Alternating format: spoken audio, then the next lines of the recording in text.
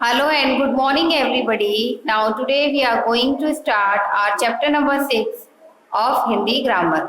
संज्ञा. संज्ञा means noun. संज्ञा क्या है? What is संज्ञा?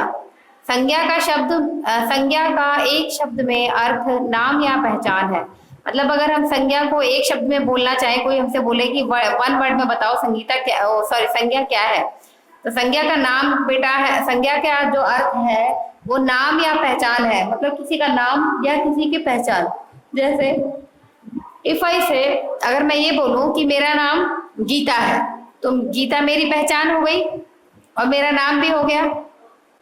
अगर मैं कह दूं ये लड़की है, तो ये उसकी पहचान हो गई, लड़की हो गई और नाम हो गया. ठीक है बेटा.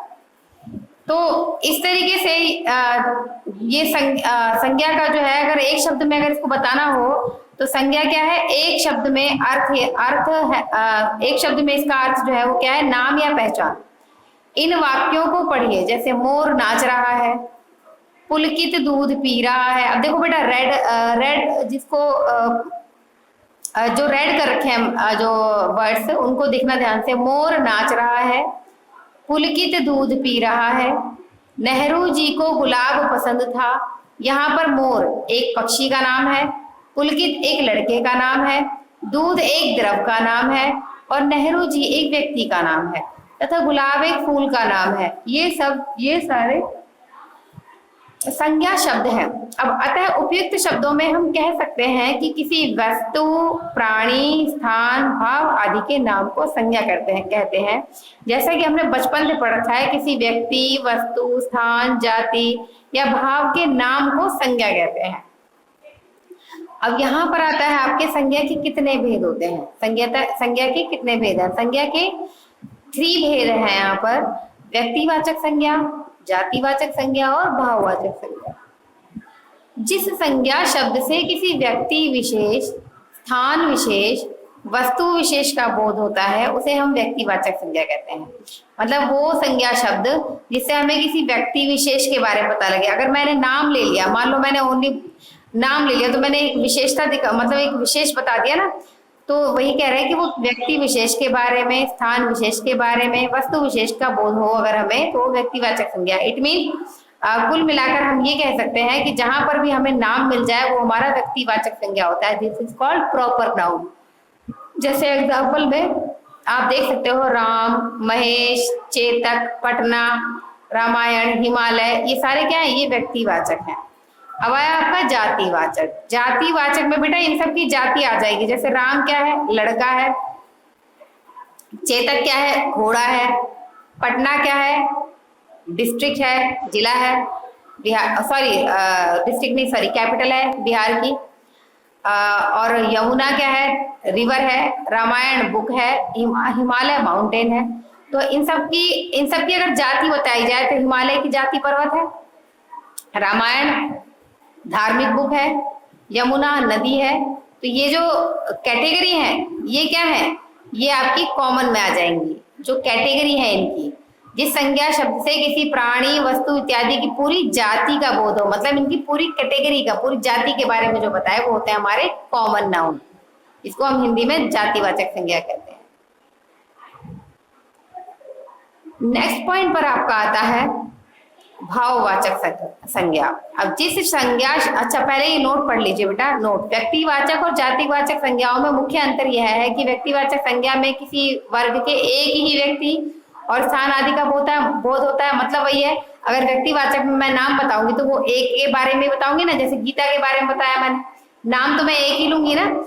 लेकिन अगर मैं नाम की जगह पर, गीता की जगह पर लड़की बोल दूं, लड़कियां बोल दूं, तो वो तो पूरी जाति का बोध हो गया. तो वही बोला है कि व्यक्तिवाचक संज्ञा में किसी वर्ग के एक व्यक्ति या स्थान के बारे में पता लगता है. जैसे सुरेश, दिल्ली, गंगा, हिमालय. लेकिन इसके विपरीत जातिवाचक में इनकी पूरी ये किसी व्यक्ति या वस्तु इत्यादि का बोध नहीं, एक का बोध नहीं होता, बल्कि उसमें पूरे व्यक्ति, वस्तु, स्थान इत्यादि की संपूर्ण जाति का बोध होता है. मतलब पूरी जाति. जैसे गीता है तो औरत है, प्रिया है तो लड़की है, राम है तो लड़का है, तो पूरी जाति का बोध हो गया. जैसे नगर, नदी, अब नदी में तो अगर मैं गंगा बोलूँ तो पर्टिकुलर एक हो गई, लेकिन अगर मैं बोलूँ गंगा या ओनली बोलूँ नदी, तो नदी में तो सारी नदियां इंक्लूड हो गई। तो वही बोला है इसमें, नदी, गंगा, युवक, पहाड़ आदि, सॉरी नगर, नदी, युवक, पहाड़ आदि। अब आया आपका भाववाचक संज्ञा। जिस संज्ञा शब्द में सब शब्द से किसी व्यक्ति वस्तु के गुण, किसी वस्तु या व्यक्ति के गुण का, धर्म का, भाव का, अवस्था का बोध हो, उसे भाववाचक संज्ञा कहते हैं। से ये गुण, दोष, भाव, धर्म आदि प्राय अमूर्त होते हैं, जैसे सुंदरता, बचपन, पढ़ाई, सफाई, बुढ़ापा, ये सारे आपके भाववाचक संज्ञा है। कुछ विद्वान जो हैं उन्होंने अंग्रेजी व्याकरण के अनुसार समुदायवाचक संज्ञा, मतलब कलेक्टिव नाउन जिसे हम पढ़ते हैं, और द्रव्यवाचक संज्ञा के ये दो भेद और मानते हैं, परंतु इनका समावेश जातिवाचक संज्ञा के अंतर्गत हो जाता है। मतलब ये है कि बेटा कलेक्टिव नाउन और मटेरियल नाउन अगर देखे जाएं तो ये इंक्लूड होते हैं जातिवाचक संज्ञा के अंदर ही, ये जातिवाचक संज्ञा के में ही इंक्लूड हो जाते हैं। अब आया हमारा नेक्स्ट पॉइंट पर, भाववाचक संज्ञा बनाना। अब भाववाचक संज्ञा बनती कैसे है? जातिवाचक सब शब्दों से बनी भाववाचक संज्ञा है। मित्र का मित्रता, देव का देवता, डाकू का डकैती, कवि का कवित्व, लड़का का लड़कपन, भाई का भाईचारा, ये आपके भाववाचक संज्ञाएं बनाकर दिखाई है। नेक्स्ट पॉइंट पर है आपका व्यक्ति का व्यक्तित्व, शिशु का शैशव, दानव का दानवता, सेवक का सेवा। और नेक्स्ट पॉइंट पर है सर्वनाम से बनी भाववाचक संज्ञा, जैसे अहम का अहंकार, अपना का अपनत्व, सर्व का सर्वस्व, निज का निजत्व, मम का ममत्व, स्व का स्वत्व।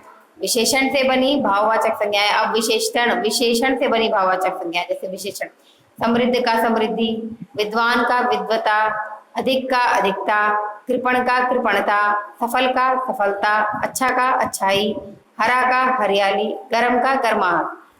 क्रिया से बनी भाववाचक संज्ञाएं कौन कौन सी है? क्रिया, धोना का धुलाई, रोकना का रुकावट, कहना का कहावत, पीटना का पिटाई, खोदना खुदाई, पीसना का पिसाई।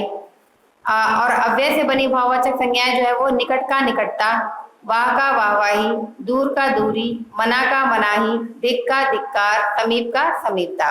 इस तरीके से आपको भाववाचक संज्ञाएं बनाकर दिखाई गई हैं।